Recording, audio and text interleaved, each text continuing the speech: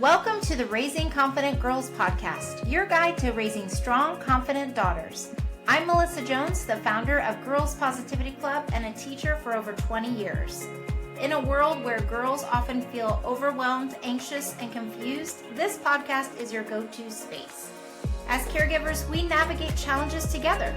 I founded Girls Positivity Club to provide a place where you belong and get the tools to face today's hurdles. Consider this your regular check-in with a trusted friend, offering insights and practical tips for meaningful conversations. I'm here to help you feel confident on this journey of raising a generation of empowered girls. Let's dive in and raise those confident girls together. Hey everybody, it's Melissa and welcome back to Raising Confident Girls. I want to start with something that parents notice and feel pretty quickly. Your daughter is one way at home. She's relaxed, she's talkative, she's funny, she's herself. And then you see her around certain friends and something changes. Maybe she gets quieter, or she starts acting a little differently. Maybe she agrees with things she normally wouldn't, or laughs at something that doesn't even seem that funny, or suddenly cares about things she's never cared about before. And you notice it right away because you know her. And there's a part of you that thinks, that's not really her. And then later, you might say something like, why were you acting like that? Or you don't have to change for them. And she says, I wasn't. Or I don't know what you're talking about. And now you're in that space of, do I say something? Do I leave it alone? Is this normal? Or is this something I should be worried about? That's what we're going to talk about today. And before we get too deep into the episode, I want to remind you that we are coming up on summer. If you are in the United States, it's toward the end of the school year, and we are actually having summer camp for girls that are in Noblesville, Indiana, or surrounding areas. And we are also fundraising for girls who need help in joining summer camp. And so if you are interested, go to girlspositivityclub.org and you can help another girl have a great summer and have something that she may not be able to experience because of finances and her family. So we are opening that up for April. So if you feel it in your heart, there is not an amount that is too little to give. So every dollar of that goes to girls' scholarships for camp. And we would love for you to be part of a girl's journey if that is calling to your heart. And especially if you've listened for a while, you know that that is my deepest mission, is to help as many girls as possible have that positive place to belong, whether it's during the school year or in the summer camp season. So let's get back to the episode, and that is changing behavior when your daughter is around certain people. So I want to just qualify that this doesn't mean that your daughter is trying to be fake or trying to intentionally be someone she's not, but you might just notice her laughing a little differently or her agreeing with certain things that she likes or doesn't like because the other girls in the friend group say that they like it or don't like it. And so this can start to kind of set up off an alarm in your mind, like, why is this happening? Why is she, acting differently in certain situations? And so the first thing that I want to teach you is that changing behavior is about belonging, not losing herself. So when girls act differently around certain friends, it's not usually because they're trying to become someone else.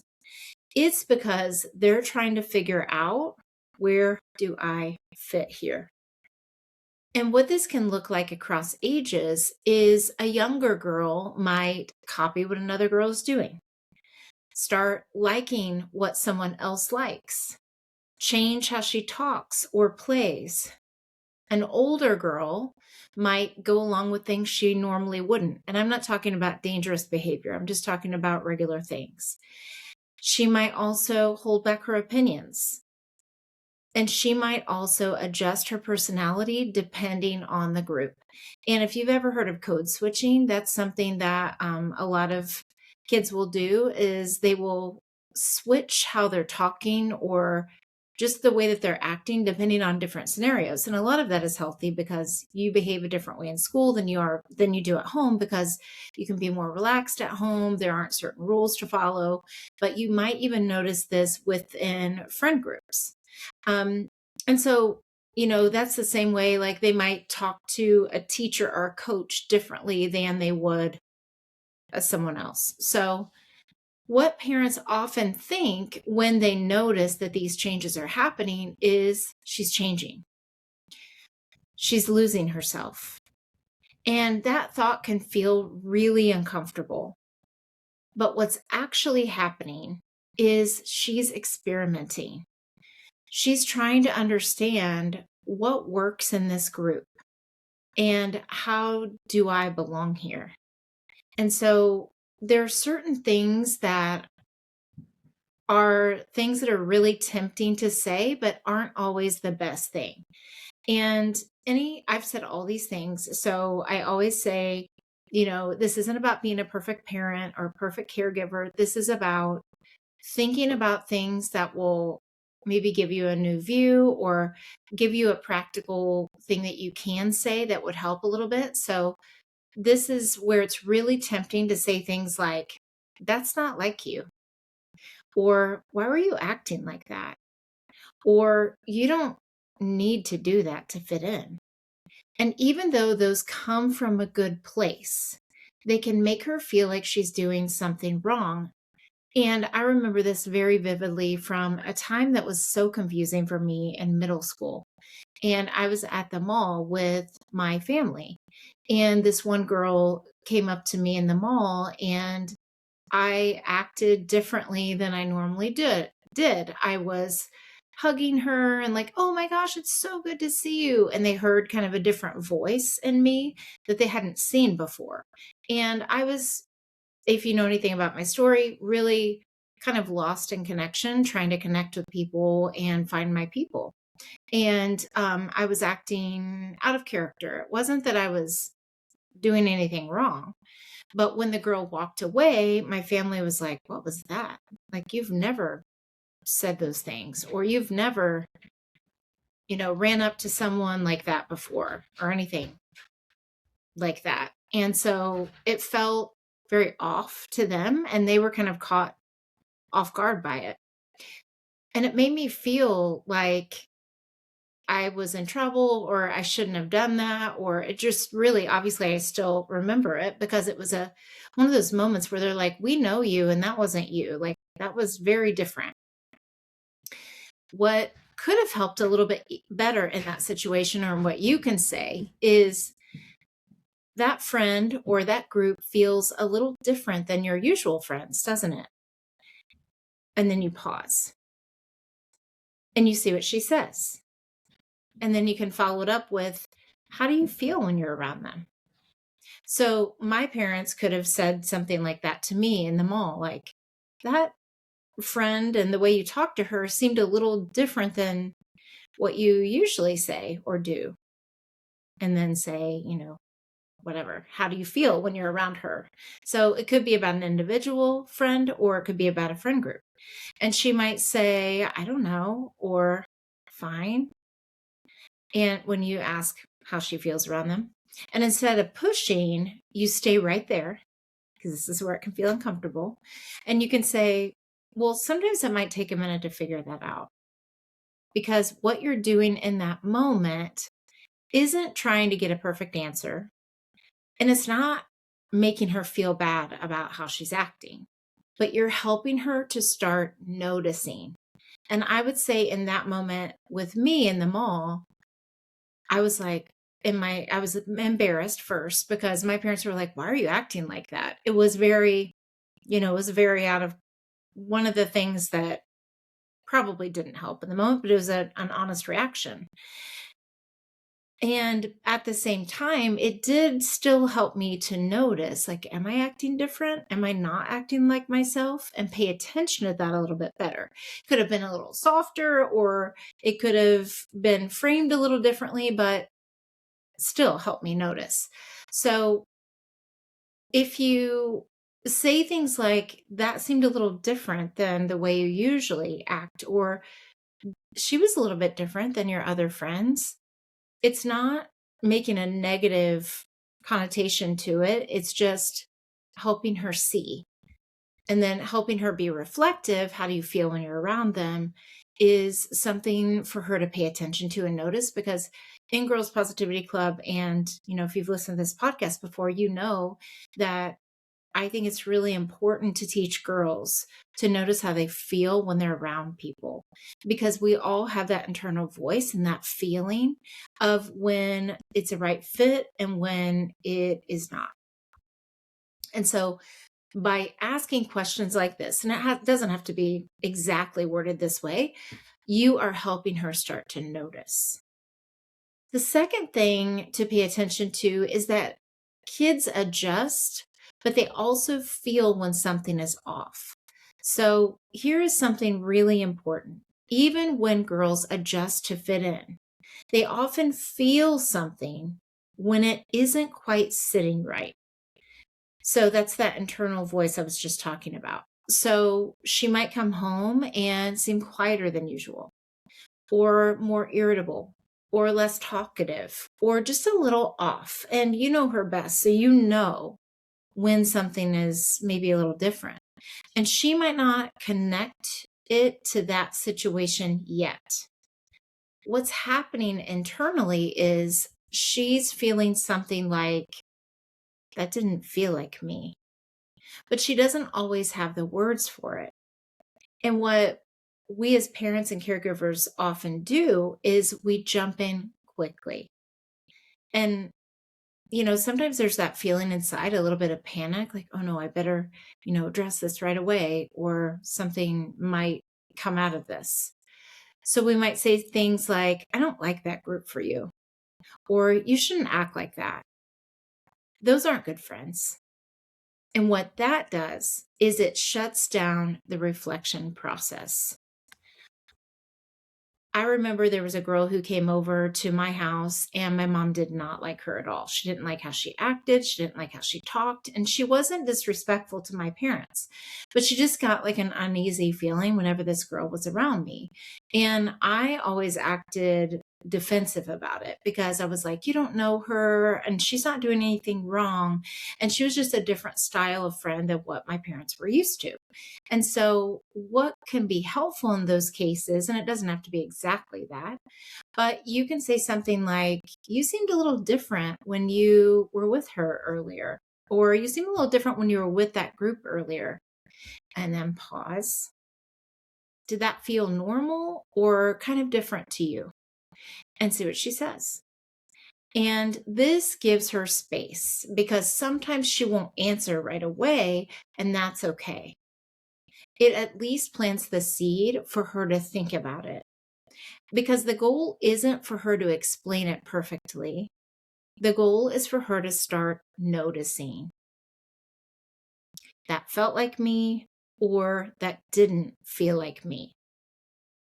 And so these are all just different approaches to helping her notice different things about friendships and friend groups. The third thing I want to teach you is that the goal isn't to stop it, it's to build awareness. This is where a lot of parents unintentionally go wrong. We see something we don't like. And again, I'm not talking about dangerous behavior that would harm your daughter. But when we see something we don't like, we want to stop it immediately. But here's the problem. If we correct too quickly, she stops sharing. What actually builds confidence is awareness, not control. And a practical takeaway for this is that you can ask, when do you feel most like yourself with your friends? And are there times you feel a little different? What not to do is avoid turning it into a lecture, a correction, a warning, because unless there is something dangerous happening where that friend is, doing something that is illegal or very dangerous to your daughter's well-being, these are like regular things when you just don't necessarily like this friend group or a friend. But what you can do is you can keep it curious, you can keep it open, and because this is what helps her build identity from the inside out. And so let's say that you're in this moment. You've just watched her act differently around a group. You're in the car afterward, and you can feel yourself wanting to say, "Why are you acting like that?" Instead, you pause, take a breath, and you say, "That group seemed a little different today." And then you stop. You don't follow it up immediately. Fill the silence. Ask 3 more questions. You let her sit with it. And that's the part that feels hard.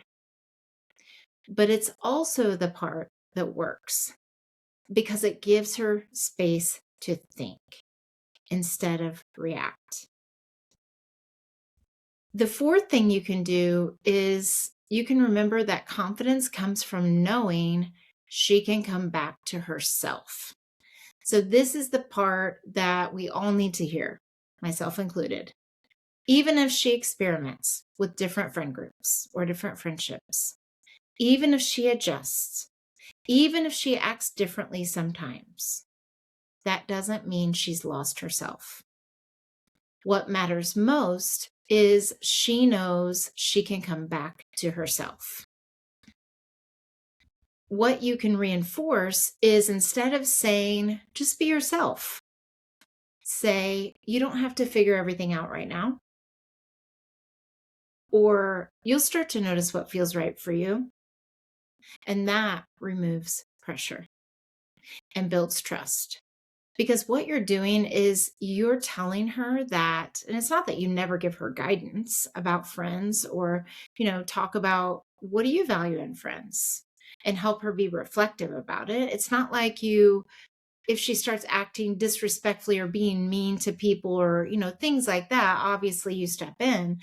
And still though, helping her be reflective, like, did it make you feel good when this was happening? Or did you agree with that? And it just is helping her start to reflect and notice in the moment when those things are happening when you're not around. And so, here's something that can help you as a parent. You can, when you see your daughter acting differently or the girls in your life, it can feel uncomfortable because you want her to stay who she is. But this stage isn't always about staying the same. It's about figuring out who she is across different spaces. And that process can look messy. It can look inconsistent. It can look like trying things on and then letting them go. And that's not a step backward. That's part of how identity is built. And I can, know that girls I know have watched it in clubs and camps. They do experiment with different types of friends and they might do an activity with somebody and they might start doing things the way that they are doing, like painting something in the same style that someone else is, or they might start saying a funny catchphrase that is what someone else is saying, or they might start doing an accent. I've seen girls do this before. They'll practice doing different accents and then they'll talk like that not permanently, but just like during the club session, like they start talking in a certain, style, or they might start a slang term that's popular that they'd never said before. And you're like, I've never heard you say that. Why are you saying that? And the thing is, she'll try it on and see if it feels good to her. And sometimes they say it for a while or they do the thing for a little while and then it just kind of runs its course, and then they figure out what they want to do, or they find a new friend group and you're like, oh, this isn't terrible what she's trying or saying or acting like. It's just different. And so this is just part of development, is figuring out what people you feel good with and what ones you kind of stretch you and allow you to kind of start trying different things that are healthy. um, and trying out different personalities, not meaning they change their personality, but just different types of friends. I know that there are certain friends that girls hang out with that are on a team maybe, and they might act differently a little bit on a team than they do with their school friends or with their neighborhood friends. And I know that you might be thinking, well, I don't want her to keep changing her personality. And I think that there's some good in being able to be adaptable to certain situations, but we do want our girls to stay true to who they are, and also at the same time know that that can be a work in progress and that they are going to change in certain ways. And that's okay. And some of it may not fit, and some of it you might not like at all. Again, not that it's a dangerous thing, but you just might not like that she's dressing like this one friend group all the time all of a sudden, or she's doing a certain game in the neighborhood that she never did before, and you're like, huh, that doesn't really seem like her, but it's just different. And so a helpful question to hold on to is she losing herself, or is she learning more about who she is? So come back to that question and just ask yourself, because two can be true. You can be like, I don't know if she is losing herself or if she is just learning, trying to figure out like what is she like? What types of people does she like to hang out with? And, also girls have different types of friend groups. And what I love about camps and clubs is that in Girls Positivity Club, they get to meet girls that they maybe wouldn't have ever met. And especially at camp, because the girls come from all over and they would have never crossed paths. And maybe they really hit it off and they really love hanging out together at camp. And same thing with clubs. In schools, they don't see every girl in every grade level. So what I love about multi-age clubs is that they get to see girls from other classrooms and other grade levels and connect with them and develop friendships that they wouldn't otherwise. And sometimes that friendship just stays in the club and the camp, and sometimes it moves beyond that and they become friends for years to come, which is really powerful. And so when they're in different environments and when they're in different activities, they can start to experiment with new types of things that are healthy again, and check in with themselves. And, this also goes back to your values and what she values in herself and in friendship. And there are going to be some that fizzle out and don't fit. And then there are going to be some where she's like, yeah, this does feel good. And maybe I want to be a little bit bolder when I talk.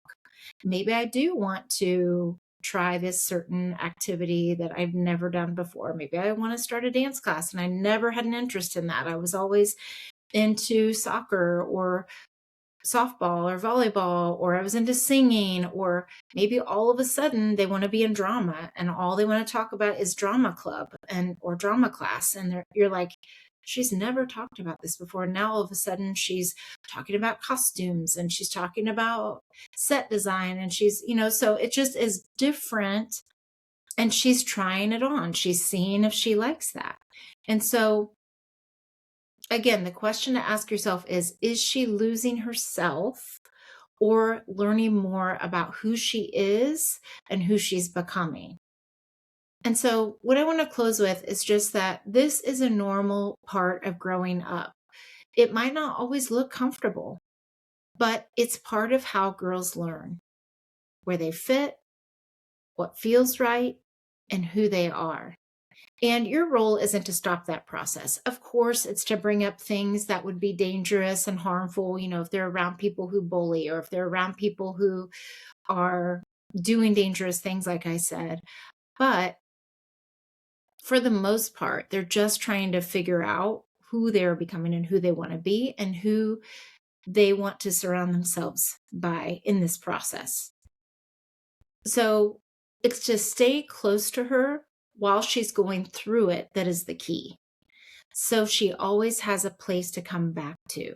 So even if it's an uncomfortable position, you're like, I don't really like these new friends. They're not necessarily doing anything bad, but it just feels off.